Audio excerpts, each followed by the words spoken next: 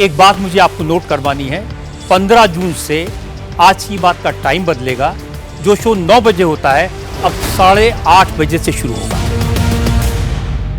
नमस्कार, बहुत स्वागत है आप सभी का। आप देख रहे हैं भारत की खबर। मैं हूं सौरभ शर्मा और हमारे साथ हैं इंडिया टीवी के पॉलिटिकल एडिटर देवेंद्र पराशर। देवेंद्र, बहुत स्वागत है आपका।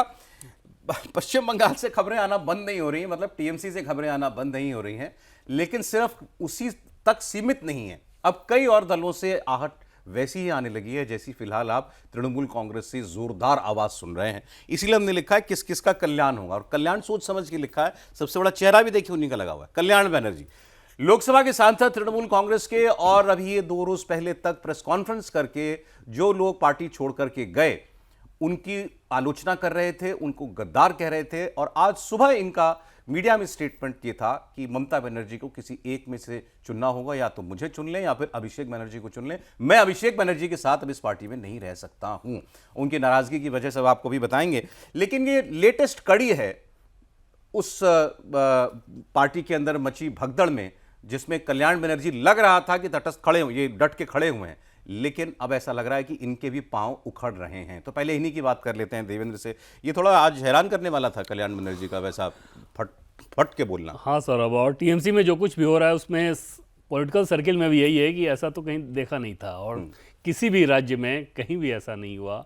आप किसी भी स्टेट को उठा के देंगे, राजनीतिक दल जीतते हैं हारते हैं, लेकिन जिस प्रकार से टीएमसी में भगदड़ मची हुई है वो तो विचित्र है। लेकिन कल्याण बनर्जी के केस को देखें तो वो सीधे सीधे बता रहे हैं कि वजह क्या है, और खुलकर बता रहे हैं, और उसके बारे में वो प्रमाण के साथ बता रहे हैं। ऐसा नहीं है कि सिर्फ आरोप लगा रहे हैं। जैसे ये प्रमाण है ना कि वो ये बता रहे हैं कि जैसे अभिषेक बनर्जी के फर्जी सिग्नेचर वाला जो आरोप है वो मामला वही देख रहे हैं। अचानक उनको बताया जाता है, कोई जूनियर एडवोकेट बोलता है कि आप ये केस नहीं देख रहे हैं, फिर रात में उनके बेटे को ये मैसेज दिया जाता है। तो ये सारी चीज़ें तो उस नेता के लिहाज से अगर आप देखिए तो उनके लिए अपमानित करने वाली है। किसी और वजह से उनका हृदय परिवर्तन हो गया, इनके केस में बिल्कुल नहीं है। ऐसा नहीं है, बिल्कुल नहीं है। वो दो दिन पहले तक तो वो गद्दार कर रहे थे उन लोगों लगातार। हाँ। और अभी भी वो ये कह रहे हैं कि अभिषेक और मुझमें किसी एक को चुनना होगा। ममता बनर्जी को टारगेट नहीं कर रहे हैं, उनसे कोई समस्या नहीं बता रहे हैं। और जब काकोली को हटाया गया वहाँ पे चीफ विप के तौर पर, तो कल्याण बनर्जी को ही चीफ विप बनाया गया। मतलब ममता बनर्जी भी ये मान के चल रही है कि हम इनके वो ट्रस्टेड लीडर हैं, जो कि ये हैं। लेकिन अभिषेक बनर्जी के मामलों को हैंडल करने का जो हाई हैंडेडनेस होता है, जिस तरीके से वो अप्रोच करते हैं, बहुत सारे नेता इस बात को लेकर रिजेंटमेंट, अपना असंतोष दिखाते हैं। कल्याण बनर्जी क्योंकि थोड़ा वोकल लीडर हैं, हमेशा एक हाई नोट पे रहते हैं, तो वो ज़्यादा बिफर के सामने आ गया। अन्यथा ऐसी चीज़ नहीं है कि जो बात उन्होंने कही ये टीएमसी के लिए कोई नई बात हो। अब थोड़ा सा इनको आज इन्होंने जो मौका दिया है, समझते हैं थोड़ा कल्याण बनर्जी की भी कैरेक्टर को थोड़ा समझते हैं, पर्सनालिटी को, और थोड़ा अभिषेक बनर्जी को। अभिषेक बनर्जी को वजह हर व्यक्ति ने बताया जो छोड़ के गया, एक एक व्यक्ति ने, कि इनका व्यवहार ठीक नहीं था, ये दुर्व्यवहार करते थे, सीनियर नेताओं के साथ भी इल ट्रीटमेंट करते थे, बदतमीजी करते थे, सुनते किसी की नहीं थे, मिलने का समय नहीं देते थे, ये इनको परवाह नहीं थी कोई कि पार्टी में कोई नाराज़गी बढ़ रही है। ये सारी बातें देखिए, कोई भी और पार्टी होती है देवेंद्र, तो नेताओं के बीच में ही रहते हैं। हर पार्टी का कोई ना कोई एक मुखिया होता है, सुप्रीमो होता है, कोई एक सोल अथॉरिटी जिसके पास, जिसको कोई चैलेंज ना कर सके। हमने कभी नहीं सुना कि वो दुर्व्यवहार करते हैं। भाई थोड़ा बहुत, अभी आप थोड़ा पीछे जाएंगे तो मायावती जी के बारे में ऐसा कहा जाता है कि भाई उनका बात करने का तरीका जो है थोड़ा सा कह सकते हैं कि थोड़ा सा ऐसा था। लेकिन किसी और दल में ऐसी बातें नहीं होती जो अभिषेक बनर्जी को लेकर होती हैं। और उसमें सबसे बड़ी वजह सौरभ ये हो जाती है, जैसे उन नेताओं के नज़रिए से पहले आप देखें कि ममता बनर्जी उनके लीडर, क्योंकि ममता बनर्जी ने उस चीज़ को अर्न किया। वैसे नेता भी जो कि ममता बनर्जी से उम्र में ज़्यादा बड़े हैं, वो भी उनको लीडर मान रहे थे, क्योंकि ममता बनर्जी ने उसको अचीव किया। अभिषेक बनर्जी की खासियत तो सिर्फ यही रही ना कि वो ममता बनर्जी के भतीजे हैं। तो इन नेताओं ने बचपन से उनको देखा, उसके बाद अचानक से पार्टी में लाकर उनको बड़ा किया गया। पार्टी में लाकर बड़ा करना वो एक आर्टिफिशियल तरीके से हुआ, नेचुरल वे में लीडरशिप उन्होंने अर्न नहीं की। जब आप लीडर बनते हैं ना, तो सामने वाले की नज़र में आप रिस्पेक्ट कमांड कर लेते हैं, वो तो हुआ नहीं, आपको आर्टिफिशियली बैठा दिया गया। और वहाँ पर अभिषेक बनर्जी के सामने सबसे बड़ी ज़रूरत ये थी कि वो अपने व्यवहार से उस लीडरशिप को अर्न करें। वो करने के बजाय जैसे इन नेताओं के ऊपर रौब झाड़ना, ये करना, ये नहीं करना, उनके लिए एक्सेस नहीं करना, वो कुछ करना चाहें तो रुकवा देना, एजेंसीज का सहारा लेना, जो मीडिया एजेंसी, जो पोल मैनेजमेंट एजेंसी जो उनकी थी। तो ऐसे कंडीशन में उन नेताओं के दिल पे तो बार बार चोट लगेगी। फिर भी वो ये बर्दाश्त कर रहे थे इस लिहाज से कि वहाँ पर सरकार है। अब जब सरकार भी नहीं रहे और इज्जत भी ना रहे तो फिर वो नेता क्यों वहाँ पर रहना चाहेंगे? दोनों में से कुछ एक तो चाहिए ना। इन्होंने आज ये कहा कि वो इस तरीके के बर्ताव के आदी हैं, मतलब ऐसा करने के, अभिषेक बनर्जी। और क्योंकि यही मैंने आपको बताया कि कल्याण बनर्जी ने जो कुछ कहा, जैसे हम जैसे लोगों के लिए वो बिल्कुल भी उसमें हैरानी नहीं, बिल्कुल भी कोई आश्चर्य नहीं, क्योंकि टीएमसी के नेता ऑफ रिकॉर्ड इस बात को कहते रहे हैं, बहुत सारे नेता इलेक्शन से पहले, काफी पहले नहीं, काफी पहले। अभिषेक बनर्जी की खासियत क्या है कि जैसे वो बोलते बोलते अच्छा है, ठीक, लेकिन पार्टी चलाने के लिए जो आपको रिस्पेक्ट कमांड करना चाहिए और जो आपका व्यवहार होना चाहिए वो दूर दूर तक नहीं है। अब इस पूरे मामले को एक दूसरे कंट्रास्ट से समझने की कोशिश कीजिए कि नितिन नवीन बीजेपी के राष्ट्रीय अध्यक्ष बनने से पहले नितिन नवीन जी बीजेपी के बहुत सारे नेताओं के साथ, आप समझ सकते हैं कि जैसे मान लीजिए विनोद तावड़े जी, वो बिहार प्रभारी, नितिन नवीन जी वहाँ के एक विधायक और सरकार में मंत्री थे, तो उनका व्यवहार विनोद तावड़े जी को लेकर कैसा रहता होगा? और रिस्पेक्टफुल रहता होगा, जबरदस्त रिस्पेक्टफुल, कि भाई मिलने का टाइम दीजिए, ये कि ये थोड़ी देर। अब cut to Nitin Naveen ji BJP के राष्ट्रीय अध्यक्ष, अभी तक उनकी टीम अपनी बनी नहीं है, लेकिन जो मौजूदा टीम है उसमें विनोद तावड़े जी पार्टी के महामंत्री, मतलब नितिन नवीन जी के नीचे। अब अगर नितिन नवीन जी अपने व्यवहार से कंफर्ट ना दें तो ठीक है कि आप पद पर आ गए हैं, लेकिन फिर उन नेताओं का रिस्पेक्ट कमांड करने में दिक्कत होगी। आपको उनसे काम ही लेना है और नितिन नवीन जी लेंगे वैसे ही जो कि ले रहे हैं ऑलरेडी, लेकिन व्यवहार में कहीं ये नहीं दिखाना होगा कि मैं आपको इल ट्रीट कर रहा हूं। बॉस हो गए हैं, लेकिन ये जताना नहीं है कि मैं तुम्हारा बॉस हूं। खराब व्यवहार के द्वारा काम में आपको जो करना हो कर लीजिए, जैसे काम वो कर भी रहे हैं। नितिन नवीन जी के बारे में आपको बताऊं कि इतने दिनों में ही वो टफ बॉस के तौर पर वो जाने जा रहे हैं। जैसे एक बड़े नेता के साथ उन्होंने वो मीटिंग में उनको आईना दिखाया, अच्छा, उस नेता की जो गलती थी, लेकिन जैसे वो फिर बाहर आ रहे हैं तो व्यक्तिगत व्यवहार में कोई आक्रामकता दिखाएं कि मैं बॉस हो गया हूं, मैं राष्ट्रीय अध्यक्ष हूं, जो चाहूं बोलूंगा, जो चाहूं करूंगा, बिहेवियर में कहीं रूडनेस नहीं है, रत्ती भर परिवर्तन नहीं है। रूडनेस की तो बात छोड़ दीजिए, और यहाँ वही था, यहाँ ठीक वही था। बीजेपी के दफ्तर के जो स्टाफ थे ना, जो हैं, नितिन नवीन जी तो पहले से ही बीजेपी दफ्तर आते रहे, तो उन स्टाफ में, लिटरली स्टाफ बता रहा हूँ आपको, सैलरी पेड स्टाफ, सबसे निचले कर्मी के जो स्टाफ होते हैं पार्टी दफ्तर में, उनके साथ जिस अंदाज में, जिस संबोधन के साथ वो बातचीत करते थे, पार्टी के राष्ट्रीय अध्यक्ष बन जाने के बावजूद उसी संबोधन के साथ, उसी अंदाज में जी या भैया लगाकर बात कर रहे हैं। बहुत अच्छी बात है। अभिषेक बनर्जी का मैं समझाने के लिए ऐसे कह रहा हूँ कि अब अभिषेक बनर्जी अगर उस काम को नहीं करेंगे, मान लीजिए कि कल्याण बनर्जी को आपको उस केस से अलग रखना था, बहुत बेहतर होता कि वो खुद कल्याण बनर्जी को या तो फ़ोन करते, उससे भी बेहतर होता कि ममता बनर्जी से कहलवाते, या खुद अपने करते और रिक्वेस्ट के अंदाज में कहते हैं कि मैं सोच रहा हूँ कि आपकी और बहुत सारी जिम्मेदारियां हैं, तो ये चीज़ मैं इनसे हैंडल करा लेता हूँ, कैसा रहेगा? कल्याण जी समझ भी जाते हैं कि ये क्या कहना चाह रहे हैं, और एक इज्जत के साथ वो हट सकते थे। लेकिन अगर आप थोपेंगे तो फिर ऐसा रिएक्शन देखिए ना, कल्याण बनर्जी ने आज विधायकों की टूट के बाद ऋतुव्रत बनर्जी को लीडर ऑफ अपोजिशन बनाने का जो मामला कलकत्ता हाईकोर्ट में चल रहा है, पार्टी की तरफ से आज वो दलीलें कल्याण बनर्जी ने ही वहां दी हैं, और वो इससे बहुत बड़ा मामला है, वो तो पूरी पार्टी से जुड़ा हुआ मामला है, ये अभिषेक बनर्जी का व्यक्तिगत मामला था। और वही सोचिए, और उस चीज को वो कर रहे हैं, और अगर आप इस तरीके से मना कर रहे हैं तो फिर हालांकि इस तरीके के कैरेक्टर्स की, मतलब इन द सेंस जिनके बिहेवियर की शिकायत रही हो, तृणमूल कांग्रेस में भरमार है, हमेशा से रही। ममता बनर्जी का खुद का जो एटीट्यूड है, भाई उनको मैवरिक कहते हैं, कुछ कहते हैं, क्यों कहते हैं, वो किसी की सुनती नहीं है। मैं ये नहीं कह रहा हूँ वो दुर्व्यवहार करती है, लेकिन वो किसी की नहीं सुनती अपने आगे, ये बात तो सच है। ये तो जिसने उनके साथ काम किया उसको मालूम है। तो वो कांग्रेस के साथ थी तब भी, कांग्रेस के बाहर गई तब भी, वो यूपीए में रही तब भी, वो एनडीए में रही तब भी। ये तो टेम्परामेंटल है, ये तो हर कोई, हम तो सुनते ही बड़े हो गए वो एकदम। और उसके बाद आप नाम से गिनिए, खुद कल्याण बनर्जी का एटीट्यूड पार्लियामेंट में, वाइस प्रेसिडेंट जगदीप धनखड़ थे, उनकी नकल उतारना, किस तरीके से मिमिक्री कर रहे हैं सीढ़ी पर बैठ के। आप खुद पार्लियामेंटेरियन हैं, सीनियर पार्लियामेंटेरियन हैं, और राज्यसभा के चेयरमैन जो कि उपराष्ट्रपति हैं, उनको उस तरह से मिमिक्री करना, या वो किट किट किट किट इस तरह की बातें कहना, गाली देना, हाउस में गाली दिया, मैं गलत तो नहीं हूँ? वहाँ पर जाके मतलब बहुत सारा एरोगेंट वे में पेश आना। कल्याण बनर्जी कई बार हम लोग देखते हैं कि हाउस में इतने ज़्यादा आक्रामक हो जाते हैं कि पिछली बार ही पिछले सेशन में दिखा कि एकदम गृहमंत्री अमित शाह पीएम की तरफ जाके नारेबाजी शुरू करना, तो उस स्टेचर पर वो बात शोभा नहीं देती। फिर राजनाथ जी ने इशारा किया कि आप जाइए तब जाकर ये अलग घटना। उनको दिखाना यह था कि मैं अमित शाह को चैलेंज कर रहा हूँ। चैलेंज करने का ये तरीका नहीं होता, चैलेंज करने का तरीका जनता के बीच होता है। तेवर ऐसे उतर जाते हैं लेकिन। हाँ, उसके बाद देखिए कि जब वही डोज अपने ऊपर पड़ा तो फिर उसके बाद कितने चांसेस हैं कि ये भी चले जाएं दूसरी तरफ? अब उन्होंने तो ऐलान ही कर दिया अपने तरफ से कि अब ममता बनर्जी इनके चलते अभिषेक बनर्जी को तो छोड़ेंगे नहीं।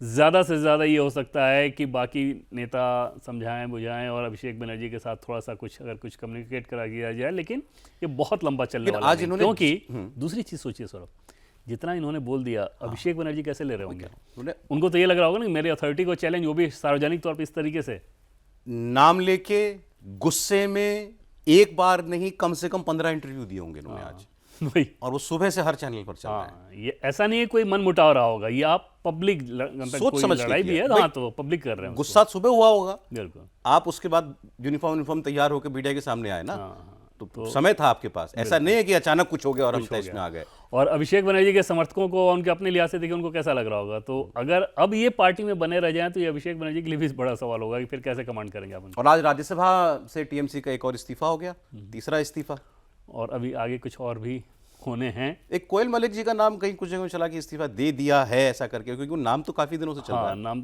तो बहुत ज़्यादा चल रहा है, उसमें ये लग रहा है कि वो एकदम से बहुत रहेंगे नहीं, लेंगे अभी तक ऑफिशियली दे दिया है, इस बात को नहीं बताया गया, लेकिन उनको उसी कैटेगरी में आप रख सकते हैं। एक और नाम जो चल रहा है वो नाम सही नहीं है, वो अफवाह में चल रहा है, इन द सेंस कि अफवाह में वो बाबुल सुप्रियो का जो नाम चल रहा है, उन्होंने आज क्लियर कर दिया, वो खुद भी कर दिया सोशल और मीडिया आगे पे भी क्लियर कुछ कर उसमें नहीं होना है। उसमें बाबुल सुप्रियो को लेके इधर से भी कोशिश नहीं हो रही बाबुल सुप्रियो को।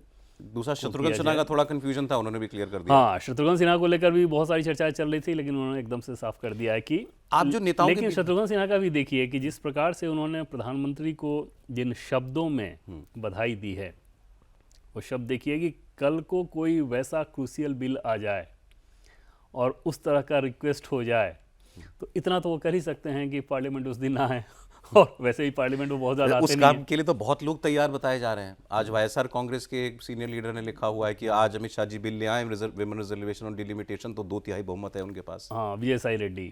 और वो और सच में इस बात को लेकर बीजेपी के भीतर सौरभ जो चल रहा है, बीजेपी का अभी जो टॉप एजेंडा है, जो कि हर बड़े बीजेपी नेता से आप बातचीत कीजिए तो थोड़ी देर के अंदर वो इस बात पर आ जा रहे हैं कि न जाने कैसा होगा 2029 के बाद, कैसा होगा, सीटें बढ़ जाएंगी, किसकी सीटें कहाँ चली जाएंगी, जिसमें बाकायदा उदाहरण दिया था। बात करने लगे हैं ये खूब, आज आप सांसद हैं, कल आप सांसद रहेंगे कि नहीं रहेंगे पता नहीं, हाँ। आपकी सीट कहाँ निकल जाएगी, आपकी सीट वुमेन हो गई तो कौन सी रिजर्व हो जाएगी, कौन सी रिजर्व हो जाएगी, तो ये उस लेवल पर मामला जा चुका है। ये मैं बड़े नेताओं की बात कर रहा हूँ। आप तो इसका मतलब तय मान रहे हैं कि वो बस एकदम अभी से गया। तय मान रहे हैं कि पहली चीज तो ये कि हमें ये करना है और हम ये करने जा रहे हैं। इसका मतलब समझ रहे हैं आप? का मतलब ये कि 2029 का जब इलेक्शन होगा तो 33% सीटें महिलाओं के लिए आरक्षित होंगी और पार्लियामेंट की लोकसभा की सीटें जो हैं 813 या 15 हो जाएंगी 543 की बजाय। उसमें हर स्टेट में जैसे वो 50% के फॉर्मूले के साथ डीएमके तैयार है, उस फॉर्मूले पे आने के लिए तैयार है। डीएमके से बातचीत करने के बाद उसी तरह का बिल तैयार किया जा रहा है। शिवसेना वाली बात कैसे चल गई कि 9 में से 7 सांसद वो भी टूट सकते हैं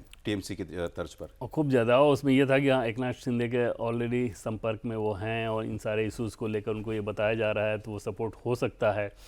तो आगे उसमें कोई बहुत तकलीफ वाली बात नहीं होगी। उस तरह के नंबर्स अरेंज करने के लिए अगर अभी आप देख लें तो अब टीएमसी और डीएमके के बाद 363 का आंकड़ा, जो कि और कम हो सकता है, जैसे बहुत सारे लोग गैरहाजिर कर जाएंगे, तो ऐसे समझिए कि 2/3 वाला आंकड़ा जो है वो बीजेपी के रेंज में आता हुआ नजर आ रहा है। बस समय की बात होगी कि ये कब कितना जल्दी आ रहा है। कह रहे हैं कि उनके कुछ सांसदों की 7 जून को दिल्ली में मुलाकात हुई शिंदे साहब के साथ, या बीजेपी का भी कोई नेता, मतलब यहाँ हुई है इस तरफ के लोगों के साथ मीटिंग? हाँ, वो मुलाकात तो हुई है। ये तो एकदम से वो एकनाथ शिंदे के जो टॉप सोर्सेज हैं वो इस बात को बता रहे हैं कि ये मुलाकात हुई है और उसी वजह से हुई है। और ये इस लिहाज से हो रही है कि जैसे कि पहले मैंने आपको बताया कि बीजेपी का ये एजेंडा है, प्रधानमंत्री मोदी का ये एजेंडा है, गृहमंत्री अमित शाह का एजेंडा है। तो एनडीए नेताओं को भी बोला गया है कि जहाँ जहाँ से जो नंबर्स आप साथ में लेकर आ सकते हैं उनको रीच आउट करें, उनको समझाएं कि देश के लिए कितना ज़रूरी है, किस मकसद से लाया जा रहा है। लेकिन अभी 2 महीने पहले तो ये सारा ऑपोजिशन एक साथ था इसी बिल के विरोध में। बिल में तो कुछ बदलने नहीं जा रहा है, पर इतना ही तो अमित शाह जी ने उस वक्त बिल में लिखा नहीं था कि हम 50% इंक्रीज करेंगे सीटों में, अब लिख देंगे वो, क्योंकि सर बीच चुनाव में एक तो आया था, तो ठीक, तो उसमें अच्छा चुनावी एजेंडा बीजेपी का हो सकता है, ये आरोप लगाकर अपोजिशन के लिए बहुत आसान काम था खराब माहौल बना लेना।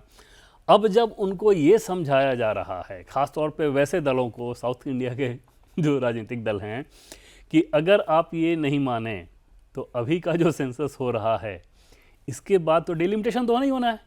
तो जो डिलिमिटेशन होगा फिर आपकी सीटें, और जिन राज्यों की जनसंख्या ज़्यादा है तब तो जनसंख्या के आधार पर होगा, तो फिर सोचिए कि आपका रिप्रेजेंटेशन कम होगा। उसमें तो नुकसान होना ही होना है, इसमें उनको नुकसान होना है। तो ये जो बढ़िया ऑफर है, इस ऑफर को एक्सेप्ट कर लीजिए। सबकी बराबर सीटें बढ़ाई जा रही है।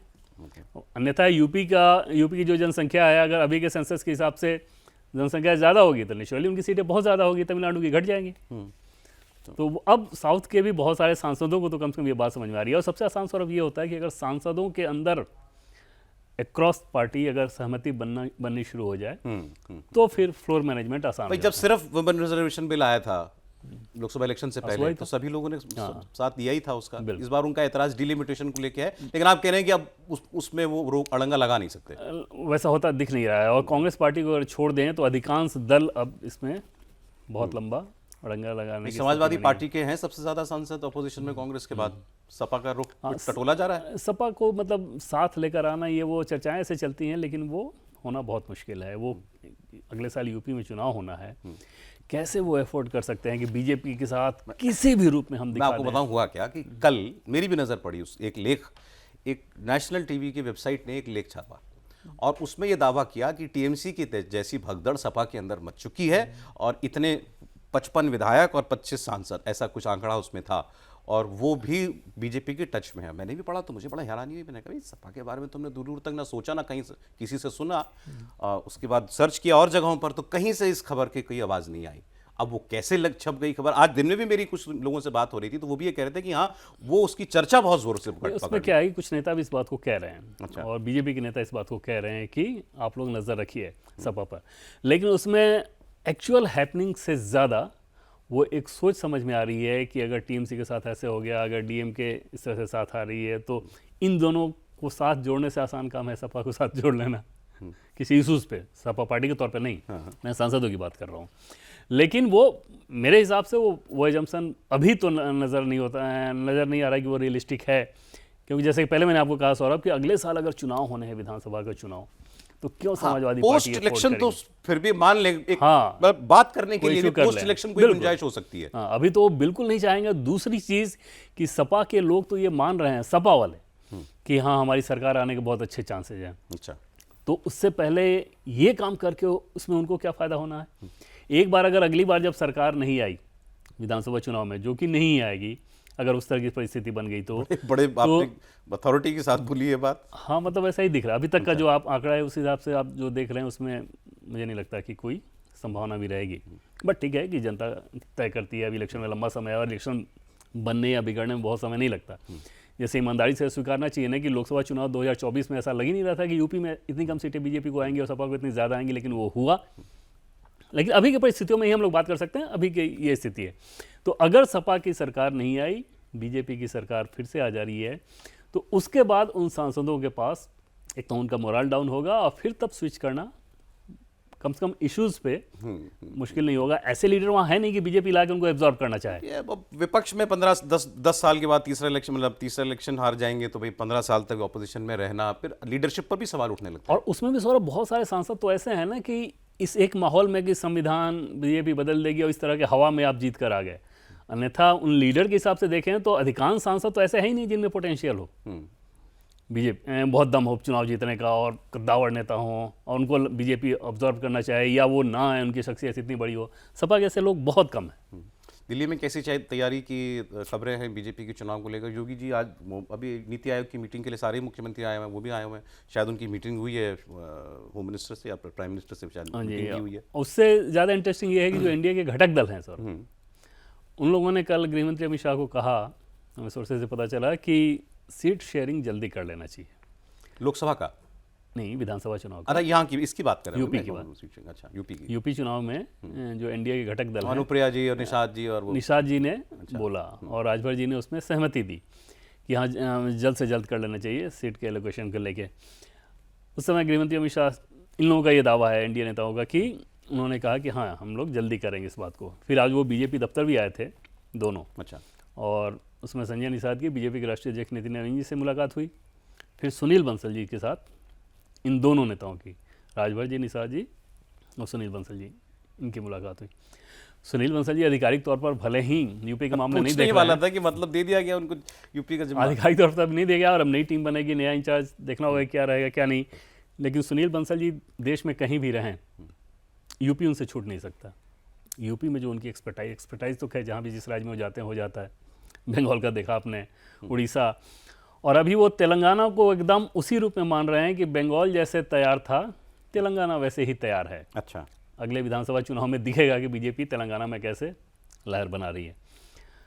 तो ये सारी चीज़ें हो रही है, लेकिन एनडीए सीट शेयरिंग बहुत जल्द कर ले, बीजेपी उसमें बहुत जल्दबाजी करेगी, इसमें मुझे थोड़ा डाउट है। उसमें बीजेपी चाहेगी कि थोड़ा सा और इसको लंबा खींचा थोड़ा जाए। थोड़ा दबाव बनाना शुरू कर दिया है, किसी बहाने, किसी एक अभी एनकाउंटर हुआ यूपी में, उसके बहाने थोड़ा बहुत नाराजगी अपनी जताना, टीवी में आकर के बोलना, ये सब कुछ शुरू कर दिया। लेकिन उनके पास कोई एक तो ये पुराने साथी हो गए हैं, अब निषाद जी और अनुप्रिया जी तो पुराने साथी बीजेपी के हो गए हैं, राजभर जी भली पिछली बार आए थे, तो बीजेपी की टीम तो इंटैक्ट दिखाई दे रही है। राजभर आरएलडी के भी है हिसाब साथ से, में। राजभर जी के हिसाब से आप देखिए तो दिन के हिसाब से उनका मूड चेंज हो हाँ। सकता है कि सोमवार को कुछ और सोच सकते हैं, मंगलवार को कुछ और सोच सकते हैं। तो वो प्रेशर टैक्टिक्स वो आपको नज़र आएगा एनडीए में भी। इतनी सीटें चाहिए, फिर उधर से समाजवादी पार्टी कुछ हवा देगी, लेकिन वो सिर्फ चर्चाओं तक ही सीमित रहेगा मामला, उससे आगे नहीं जा सकता। बीजेपी की इस प्रचंड लहर के वेग में कोई दल इनसे अलग हो जाए, ये वो अफोर्ड ही नहीं करना चाहेंगे। राहुल गांधी जी ने पोस्ट किया आज कि वोट चोरी और सरकार चोरी के बाद बीजेपी और इलेक्शन कमीशन की जुगलबंदी ने कॉन्टेस्ट शुरू होने से पहले ही उसको खत्म कर दिया सीट चोरी के साथ। वो राज्यसभा की सीट की बात कर रहे हैं। मीनाक्षी नटराजन जो राहुल गांधी की हैंड पिक्ड कैंडिडेट थी मध्य प्रदेश से राज्यसभा की उम्मीदवार के तौर पर, उनका नॉमिनेशन खारिज हो गया था क्योंकि उन्होंने एक कोर्ट का नोटिस उसको डिस्क्लोज नहीं किया था अपने एफिडेविट के अंदर। और उस मामले को लेकर के सुप्रीम कोर्ट तक आज कांग्रेस पार्टी गई है, लेकिन वहाँ से भी उसको ये रिलीफ नहीं मिला कि वो नतीजों पर रोक लगा देते। तो नतीजे आज हो गए, अनाउंस हो गए, और वहाँ से बीजेपी के तीनों कैंडिडेट जीत गए। महेश केवट भी जीत गए, जो तीसरे कैंडिडेट बीजेपी ने लास्ट मोमेंट पर दिए थे। अब कल उनको हाईकोर्ट जाना पड़ेगा कांग्रेस पार्टी को इस मामले में एक नए सिरे से इलेक्शन पिटीशन लगाने के लिए। अब फिर वो एक वो लंबी प्रक्रिया है, तो वो जो फौरी रिलीफ मांग रहे थे वो उनको नहीं मिला। अब कैंडिडेट तो जीते डिक्लेयर कर दिए गए। राहुल गांधी इसको बड़ा मुद्दा बना रहे हैं और वो तुलना कर रहे हैं झारखंड में परिमल नथवानी जो इंडिपेंडेंट कैंडिडेट हैं जिनको बीजेपी ने समर्थन दिया है। कांग्रेस ने उनके नॉमिनेशन में बहुत सारी कमियां निकाली थी, लेकिन उनका नॉमिनेशन रद्द नहीं हुआ। हाँ, इन दोनों केस को देखें सौरभ तो बहुत ज़्यादा चर्चा में ये रही। और पहले मीनाक्षी नटराजन वाले केस को देखेंगे कि अगर कोर्ट ने प्रथम दृष्टया आपको राहत नहीं दी तो अपने आप में वो एक तरह से आप कह सकते हैं कि वो बड़ा झटका कि चलिए चुनाव आयोग का जो भी रहा आप उस पर उंगली उठाएं या जो कुछ करें, कोर्ट से तो राहत मिल जानी चाहिए। तब ऐसा तो नहीं हो सकता ना कि चुनाव आयोग भी उस बात को नहीं समझ रहा है, कोर्ट भी नहीं समझ रहा है, कांग्रेस पार्टी के बड़े नेता भी इस बात को नहीं समझ रहे हैं वहाँ मध्य प्रदेश वाले। अन्यथा अगर वो चाहते कमलनाथ जी या दिग्विजय सिंह जी तो बहुत आसानी से बहुत अच्छे तरीके से फॉर्म भरवा सकते थे। झारखंड वाले में निश्चित तौर पे अगर वो कोई विसंगति थी जैसा कि वो लोग कह रहे हैं तो वो आवाज़ से मध्य प्रदेश में भी बीजेपी ने वो दबाव बनाया ना, उन सारी चीज़ों को सामने लेकर आई। झारखंड में भी होना चाहिए था, और जैसे ही अगर लगे कि ये नहीं हो रहा था तुरंत कोर्ट का दरवाज़ा तो रहता ही है, वो खटखटा लेना चाहिए। तो वो होता नजर नहीं आया। तो आज वो सलमान खुर्शीद तो कोर्ट के वक्त तक नहीं पहुंच पाए, फैसला हो गया वहां पर कि नहीं इनका कैंडिडेचर में कोई प्रॉब्लम नहीं। ये कैसे हुआ कि जानबूझ के हुआ या अनजाने में हुआ कि ऐसा मतलब इस तरह की चीज़ें, खास तौर पर जब वो परिमल नथवानी जी उनका अपना वर्तमान देखें या बैकग्राउंड देखें कि जिस कंपनी के वो टॉप एग्जीक्यूटिव हैं, उस कंपनी का जो कांग्रेस पार्टी के नेताओं के साथ एक लंबा रिश्ता रहा है, तो उस कंडीशन में कांग्रेस पार्टी के कितने सारे लोग, ऐसा तो नहीं है कि वो जो चाह रहे थे कि हाँ भाई, अन्यथा ये कैसे होता है कि इतना सीरियस मामला, और आज की बात तो थी नहीं ना, तो कल से वहाँ से आ रही थी, कुछ भी हो सकता था। लेकिन उन सारी चीज़ों को करके अगर आप इस तरह का रास्ता अख्तियार करें तो ऐसा समझ में आ रहा था कि शायद पब्लिक पोस्चरिंग ज़्यादा है और उसके लिहाज से ज़्यादा चीज़ें उनका जितना भी तय है परिमल नथवानी का। उस तरह के नेता हारने के लिए तो चुनाव में जाते नहीं जल्दी आमतौर पर। बीजेपी ने उनको समर्थन दिया, लेकिन बीजेपी के पास पर्याप्त वोट तो नहीं है कि वो उनको जिता पाए, तो उनको वहां और किसके पास है वोट, तो या तो जेएमएम के पास फालतू वोट है या कांग्रेस का वोट है। और इतना तय मानिए कि बीजेपी उनको जिताने के लिए रत्ती भर कोशिश नहीं करेगी। वो कोशिश आप कर लें, हमें जो देना है हम देते रहे। अच्छा, वोट आप, अब वो अपनी लॉबिंग खुद कर रहे होंगे। वो अपनी लॉबिंग खुद, अच्छा अलग अलग दल से आप देखते हैं कि सांसद कहीं से वो आ जाते हैं, तो उस लिहाज से अपनी लॉबिंग वो खुद करेंगे। फिर इन्हीं के लोग अगर उनको जिता रहे हैं तो कांग्रेस पार्टी ने आज एक बहुत बड़ी मीटिंग भी बुलाई थी। उसने अपने सारे प्रदेश अध्यक्षों को, सारे प्रदेश प्रभारियों को, जनरल सेक्रेटरीज को बुलाया था और वहाँ कोई एक बड़े आंदोलन की रूपरेखा तैयार की जा रही है। हाँ, उसमें दो चीज़ें बहुत ज़्यादा फोकस में रही थी सौरभ। एक तो ये कि नेट एग्ज़ाम को लेकर युवाओं के भीतर जो आक्रोश है, एग्ज़ाम प्रोसेस को लेकर युवाओं के भीतर जो आक्रोश है, और धर्मेंद्र प्रधान पर इस्तीफा देने के लिए जो दबाव बनाया जा रहा है, इन सारी चीज़ों को ध्यान में रखते हुए कांग्रेस पार्टी इसको टैप करना चाह रही है कि एक आक्रामक अभियान पूरे देश में चलाया जाए। दूसरी चीज़ की महंगाई एक बड़ा मुद्दा बनाना चाह रही है। आज की बैठक में तय किया गया, उसमें राहुल गांधी ने बताया भी कि हाँ, किसानों से जब वो मिलते हैं तो किसान क्या कहते हैं नरेंद्र मोदी जी के खिलाफ, छात्रों से मिलते हैं तो वो क्या कहते हैं, जो उनका अपना एक पैटर्न रहता है।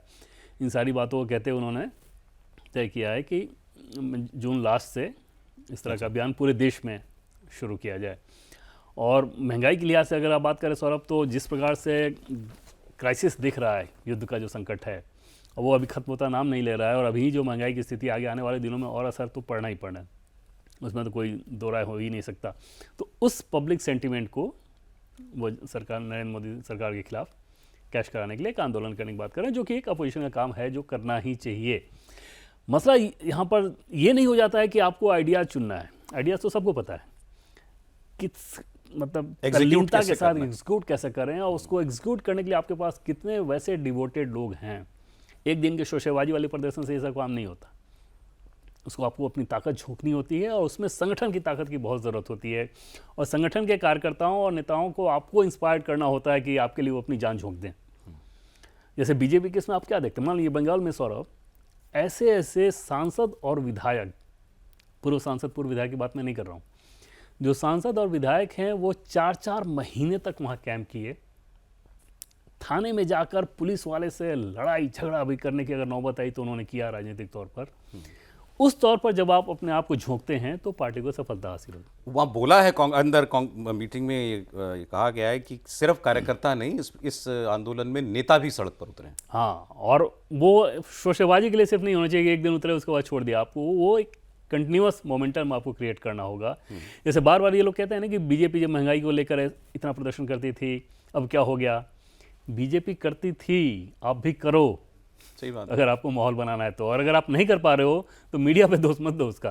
भाई हालात जो हैं, अब कुछ सरकार के किए हैं, कुछ सरकार के कंट्रोल के बाहर के हैं। महंगाई जो अगर बढ़ने वाली है, हालांकि अभी तक तो काफ़ी प्रोटेक्टेड है भारत। अगर आप, क्योंकि उमर अब्दुल्ला का स्टेटमेंट आज ही का अपोजिशन के लीडर हैं कि हमारी स्थिति बहुत देशों से बहुत बेहतर है, लेकिन फिर भी एक अंतर्राष्ट्रीय संकट है, आप उसको भुना सकते हैं। नीट वाली चीज़ सरकार की गलती है, आप चाहिए तो उसको भुना सकते हैं। अब महंगाई वाले केस में सौरभ आप देखें कि ये जनता के हिसाब से क्या होगा। जैसे जब ये प्रदर्शन करने की बात ये लोग कर रहे हैं, तो प्रदर्शन का मतलब ये नहीं रहेगा कि आप सड़क पर उतर के सिर्फ प्रदर्शन कर दें जो आपको लगना है।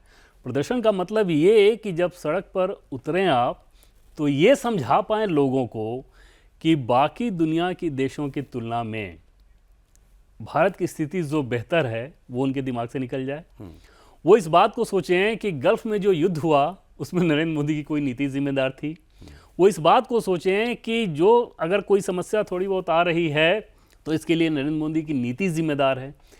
नरेंद्र मोदी की क्रेडिबिलिटी पे आप सवाल खड़ेंगे। जब तक आप ये काम नहीं कर पाएंगे तो उतर के वो कोई तमाशा कर लें, कोई शोशेबाजी कर लें महंगाई के लेकर, उसमें कुछ नहीं होना है। और तब जब बीजेपी के लोग याद दिलाएंगे कि यूपीए सरकार में महंगाई डबल डिजिट में हुआ करती थी, अभी 3-3.5% मुद्रास्फीति की दर है, तो कैसे लोगों को आप समझा पाएंगे? उसमें देखिए, वो तो बीजेपी की मशीनरी तो इतनी वेल ऑयल्ड है ना कि ये सारे मुद्दे अपोजिशन के पास होते हुए भी जब वो इनकी बात करते हैं, जो दूसरी तरफ से तर्क दिए जाते हैं, बीजेपी वो बड़े बेहतर तरीके से जनता तक पहुंचा देती है उसका काउंटर। हाँ, उसमें दोनों चीजें सौरभ। एक तो ये कि उस तरह का रिपोर्ट कार्ड भी है। हाँ। नरेंद्र मोदी के आने के बाद जो रिपोर्ट कार्ड है, वो रिपोर्ट कार्ड जैसे अभी सबसे ज्यादा दिनों तक पीएम बनने का जब रिकॉर्ड टूटा, उसके बाद जो आंकड़े दिए गए, नेशनल हाईवे की बात कर लें, एयरपोर्ट्स की बात कर लें, रेलवे की बात कर लें, किसी चीज़ में क्या कोई भी कांग्रेसी उन आंकड़ों को झुटला पा रहा था? पहले कितने काउंटर ही नहीं किया, काउंटर भी नहीं किया आपने। हाँ।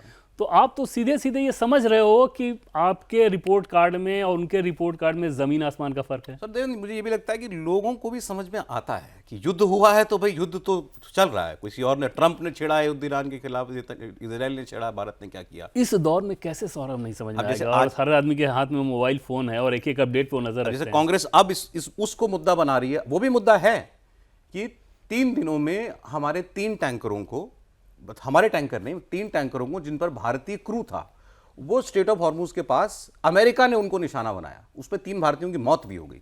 अब कांग्रेस पार्टी इस बात को उठा रही है। भारत सरकार ने इस पर ऑफिशियली अपना ऐतराज जताया है, अमेरिका की एम्बेसी के एक व्यक्ति को बुला करके समन करके बुलाया गया। लेकिन अब कांग्रेस इस बात को बताएगी।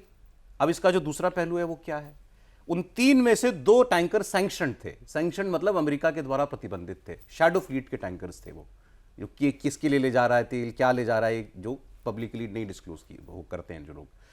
2 टैंकर सैंक्शन थे और तीसरे ने उनकी परमिशन लिए बगैर गुजरने की, वहां से निकलने की कोशिश की। अब वहां जितने टैंकर फंसे हुए हैं उनमें बड़ी तादाद में भारत के क्रू मेंबर्स जो हैं वो काम करते हैं, लेकिन वो टैंकर भारत का नहीं था। भारत के टैंकर पर इस भारत का झंडा हो, उस पर हमला होना, और किसी और देश का झंडा लिए टैंकर पर जिसमें भारत का क्रू है उस पर हमला होना, दोनों बातों में बुनियादी अंतर है। बिल्कुल सर। और वहाँ पर फिर पहली चीज़ तो ये कि क्या भारत सरकार का रिएक्शन कैसा था इस घटना के बाद। तो यूएस के डिप्लोमेट को समन करके उनको कड़ी आपत्ति जताई गई, और फिर यहाँ पर जैसे ही ये मसला सामने आएगा, दूसरा एक फिर नैरेटिव सामने आएगा और तथ्य सामने आएगा कि विदेशों में जहाँ जहाँ जब जब जितने भारतीय फंसे, भारतीय लोगों की जानें फंसी, क्या नरेंद्र मोदी की सरकार पिछले 12 सालों में उन मामलों पर निष्क्रिय थी या ओवर एक्टिव थी? लोगों के दिमाग में तो ये बात आएगी ना कि जब भी दुनिया में जहाँ भी जो संकट हुआ, उस संकट से आपने कैसे निकाला। कैसे लोग भूलेंगे कि यूक्रेन और रशिया वॉर जब चल रहा था और किस प्रकार से लोगों को निकाल कर लेकर आया गया, और ऐसे अनेक उदाहरण हैं। तो जो हम लोग बात कर रहे हैं कि जनता की नज़र में कोई भी इस तरह के आरोप तब तक चिपक नहीं सकते जब तक या तो आपकी क्रेडिबिलिटी इतनी अच्छी हो कि जो अभी का स्थिति है उससे बेहतर आपका रहा हो, तो लोगों को ये समझ में आ जाए कि अभी तो गड़बड़ हुआ, नहीं तो आपकी बात में इतना दम हो, तर्क हो, तथ्य ऐसा हो कि समझ में आ जाए। अब जैसे नीट एग्जाम को लेकर ही सौरभ देखें, कांग्रेस शासन में जिस प्रकार से क्वेश्चन लीक होता था, क्या जनता वो भूल जाएगी? राजस्थान को उदाहरण उठा के देखें, या दूसरे जैसे बिहार में सौरभ, हम लोग जब एग्ज़ाम दिए हुए हैं सौरभ, तो क्वेश्चन पेपर 50 रुपये, 60 रुपये, 70 रुपये मिलता था। अच्छा। तब वहाँ पे एनडीए की सरकार नहीं थी। 50, 60, 70 रुपये मात्र। अभी मैं +2 की बात कर रहा हूँ। और जब एग्ज़ाम सेंटर में लोग बैठते थे, स्टूडेंट बैठते थे, तो बाकायदा ऊपर टेबल के ऊपर बुक्स, अब वो खोल के आप लिख रहे हो। तो उस तरह की चीज़ें रही हैं। अब उससे बहुत बेहतर है, और जो कमी रही है वो तो बिल्कुल नहीं होनी चाहिए। उसके लिए तो अक्षम अपराध है वो, कि भाई छात्रों को अगर कोई तनाव आ रहा है, कोई चीज़ आ रही है, तो वो अक्षम अपराध है। लेकिन वहाँ पर क्या लोग ये समझ पाएंगे कि नरेंद्र मोदी के चलते गड़बड़ हो रहा है, कांग्रेस पार्टी रहती तो ठीक कर देती? जो कुंजी है ना, वो वहाँ पर उस सोच में है। और फिर वही बुनियादी सवाल, लोग किस पर भरोसा करेंगे, किसकी बात को सही मानेंगे? उसकी जिसकी नीयत पर उनको संदेह नहीं होगा। अब इस पर ज़्यादा कुछ बताने की ज़रूरत नहीं है, वो तो फिर आप देखते ही हैं कि हर चुनाव में जो नतीजा आते हैं वो फिर किस ओर जाते हैं। तो ये आज पूरे दिन भर का सारी घटनाओं का और पॉलिटिक्स का रैप अप आपके सामने हमने रखा। देवेंद्र, बहुत शुक्रिया आपका। आप देख रहे थे भारत की खबर। आज इतना ही।